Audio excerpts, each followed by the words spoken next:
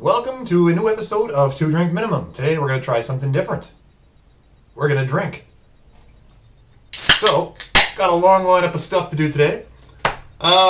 Today's show is going to be TV reviews of all the new seasons that have started up in the last week or so. I'm actually an episode behind, but we'll get to those eventually. We're going to cover Luke Cage on Netflix. We're going to cover The Flash Season 3 premiere. We're going to cover Arrow Season 5 premiere and Supergirl Season 2 premiere. So first off, we'll start with Luke Cage. Netflix, 13 episodes, binge watch mania. Love it, love it, love it. The only show I haven't really dug yet on this was Jessica Jones because not so much smashy, more talky. But hey, we're not talking about that today though. We're talking about Luke Cage with Mike Coulter. As you may know, if you watched Jessica Jones, you would have seen him show up during that show as a sort of a precursor to his own show. Did I like the show? I did. It was really, really good. Across the board, the entire cast, knockout. Alfre Woodard, that is the most badass woman I've seen since Viola Davis did Amanda Waller in Suicide Squad. Like, she was awesome. Mahersh, I'm going to fuck up his name. The guy that plays Cottonmouth. He was brilliant. Every minute he was on screen was just so subdued and so low-key sort of delivery of his lines. Fantastic. The guy who played Diamondback was actually, I thought it was Tony Todd to begin with, but then I was like, Tony Todd can't be on this show. But if they ever redo Candyman, that guy's got to play Candyman because he was fucking awesome. Theo Rossi is Shades, one of the only white people. We'll get to that in a second. I've got a big rant going here. Frank Whaley is Detective Scarf. I haven't seen him in fucking forever. Like, I think the Doors movie was the last time I saw him. Simone Messick as Misty Knight was fantastic. Even the wife, that's her favorite character. I got her stuck watching this show now. She didn't think she'd like it, but I was like, you gotta see this. Great cast across the board. Rosario Dawson's back in it from Daredevil. Nice crossover there and she actually gets called Night Nurse finally in this. Good action scenes. Obviously Luke Cage is bulletproof and superhuman strength. Really good show. If you haven't had a chance to watch it yet, I definitely recommend watching it. Put aside some time though, because every single episode almost ends in like some sort of cliffhanger. So the little the next episode starts in 20 seconds thing on Netflix. Oh, you're gonna need some time to put aside for this one. As for my rant regarding this, I saw a tweet online that said Luke Cage is too black and it's racist. Give me a fucking break. I mean, come on, people. Luke Cage is too black? He's a black superhero in Harlem. What's the problem? I mean, I don't watch Downton Abbey. I don't watch Downton Abbey, actually. But if I watched Downton Abbey, I wouldn't sit there and go, man, this is a really racist show. There's all white folks on this. What the fuck, man? Come on. People need something better to bitch about in this day and age, rather than there's too many black people on this show about a black dude in Harlem. Come on. I just don't get it. I didn't find it racist. I found the fact that it was all black people to make it a little bit more realistic. I mean, if half of Harlem was populated by a bunch of honkies, pardon my pun, then it would be like, well, why are there all these white folks in Harlem? Where are all the black people? I don't get it. I've long stood by the fact that who cares what color their skin is? If the person can knock the role out of the park like everyone in this cast did, then bravo to you, sir. Bravo. Like when Fantastic Four, the cast Michael B. Jordan as Johnny Storm, I wasn't like, well, pff. Or even better, Finn, John Boyega in Star Wars. Everyone's like, a black guy playing a stormtrooper? Why not? I don't get it. Anyway, that's something that I will never understand. Oh, there's a hair. But hey, you know, some people have varying degrees of ignorance, I guess you could call it, and way too much free time on their hands, so that's what happens. Anyway, like I said, if you haven't seen Luke Cage, definitely check it out. Across the board, great show. Can't wait for season 2. Can't wait for The Defenders, which they actually previewed at Comic-Con. They had Coulter come out with Charlie Cox, Kristen Ritter, and Finn Jones, who's playing Iron Fist. which is the next one up in March, which is a bit of a long time to wait, but I'll let it slide because all the shows have usually been pretty good so far. Next up, Flash. One of the better shows on TV in my opinion. I know there's a lot of people that are like, CW is fucking bullshit, man. Bunch of kids shows. No. Flash is probably, I'd have to say between Flash and Arrow and Supergirl, it's my favorite of the three. Arrow a close second. Supergirl, it's growing on me, I'll be honest. I mean, it's not terrible, but we'll get to that in a second anyway, because I'm going to talk about the premiere episode of that in a second. But the Flash premiere, as those who, well, spoilers, those who didn't watch season 2 ended with Barry going back in time and saving his mom, thus creating the Flashpoint paradox, which readers of the comics will know very well, where Barry comes back to the present and everything's fucked up. Like in the comic books, he goes to see Batman, and it turns out that Bruce Wayne's the one who died in the alleyway. Thomas Wayne became Batman, and Martha became the Joker. Really great comic series. Mid to late 90s, I believe it came out. Really good. They kind of went along the same lines with the premiere of this episode, but they didn't stretch it out. For a second, I was thinking the entire season was going to be Flashpoint, which probably would have been overkill if you ask me. But they packaged it together pretty nicely, and this is hard drinking beer at the same time as trying to talk like this. You realize, guys? I mean, don't get me wrong. I'm hoping Labatt's actually sponsors me. See? Blue. But anyway, Flashpoint episode was pretty good. Stuff was changed, obviously, when he got back to present day. Wally was the new Flash. Kid Flash, they called him, which he hated. What else was different? Cisco was a multi-billionaire, like Zuckerberg kind of idea. Joe West was raging drunk, lying on his couch and didn't want to go back to work. Iris and Barry actually didn't know each other, which was an interesting twist. But then you got kind of gooey with her saying, oh, I'll always be Iris and you'll always be Barry and we'll always find each other. But, whatever. The action was pretty good. The bad guy was called The Rival. I think Cisco could have come up with a better name than that. But anyway, super speeds as well. Barry and Wally end up teaming up and taking him down. Wally gets killed. Oh, sorry, spoilers again. Wally gets killed in the alternate timeline by the Rival. The whole time this is happening, Barry's got Reverse Flash locked up in a cage that mutes his powers or something. And Reverse Flash is just giving him shit the whole time, saying, this timeline isn't supposed to be happening. You're screwing everything up. And in the meantime, Barry starts losing all of his memories of his past timeline. Reverse Flash actually warns him at one point. He's like, you're going to forget that you were even the Flash at some point. And then once that happens, there's no going back. So it ends up, right out of the comics too, is Reverse Flash is like, soon enough you'll be begging me to kill your mother.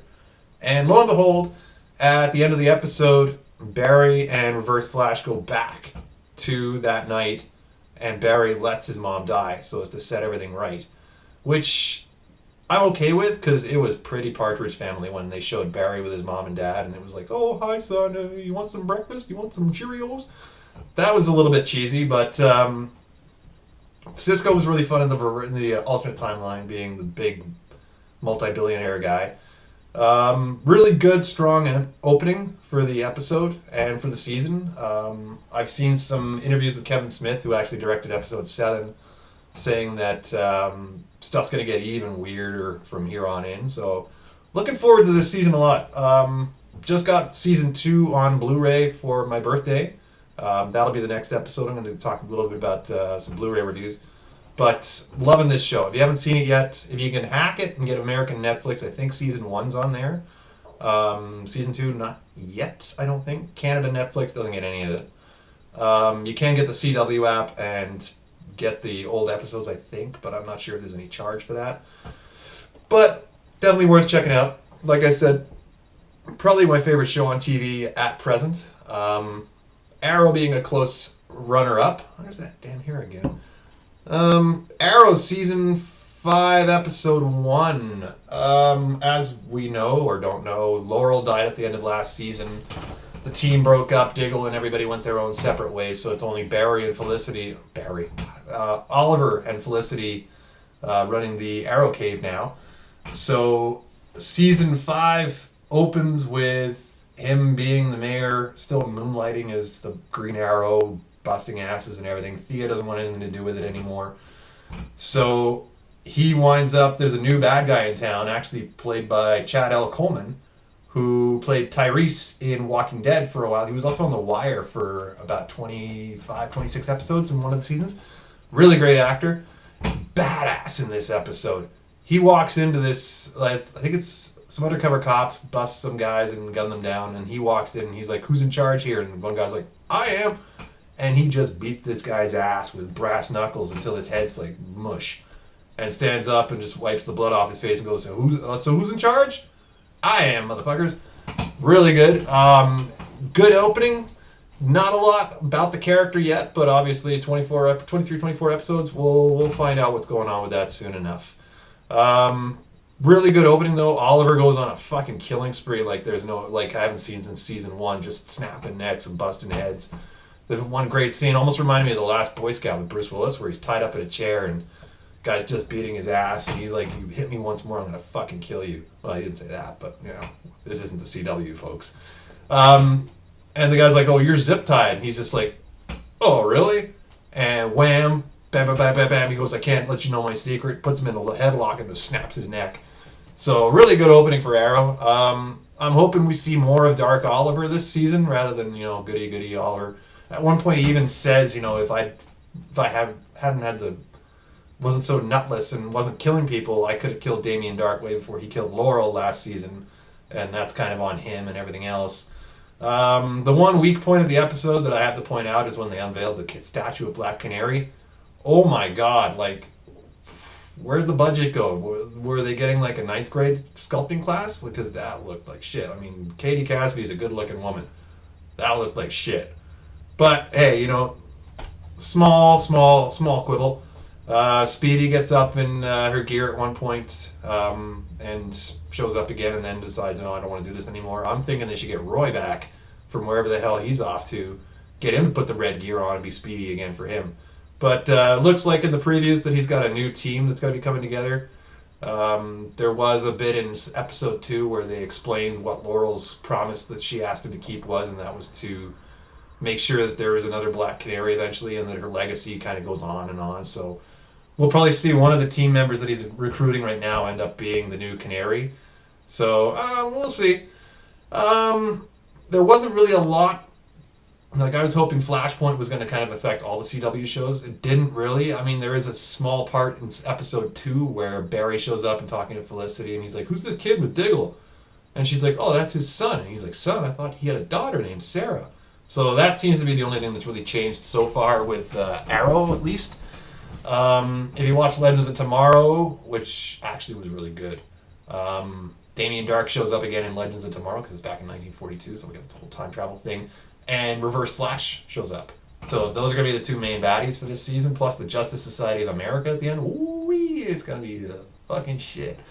Next up, Supergirl.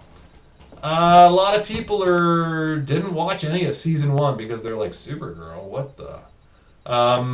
It's not a bad show. Honestly, if you put like one review I said was like the lead girl, Melissa Benoist playing Supergirl is crap. I mean, like, she's not that bad.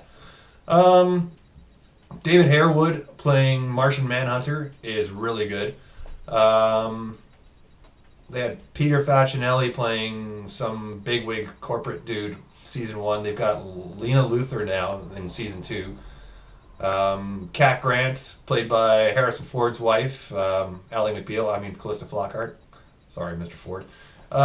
She had some good funny parts in the opening episode because her new secretary is named Miss Tessmacher.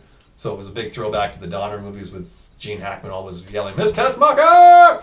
That kind of shit. So that was a good laugh. One thing that really shocked me with season 2 so far is they actually let them use Superman. Obviously not Henry Cavill. He's too bigwig for small screen now. After the Tudors and everything.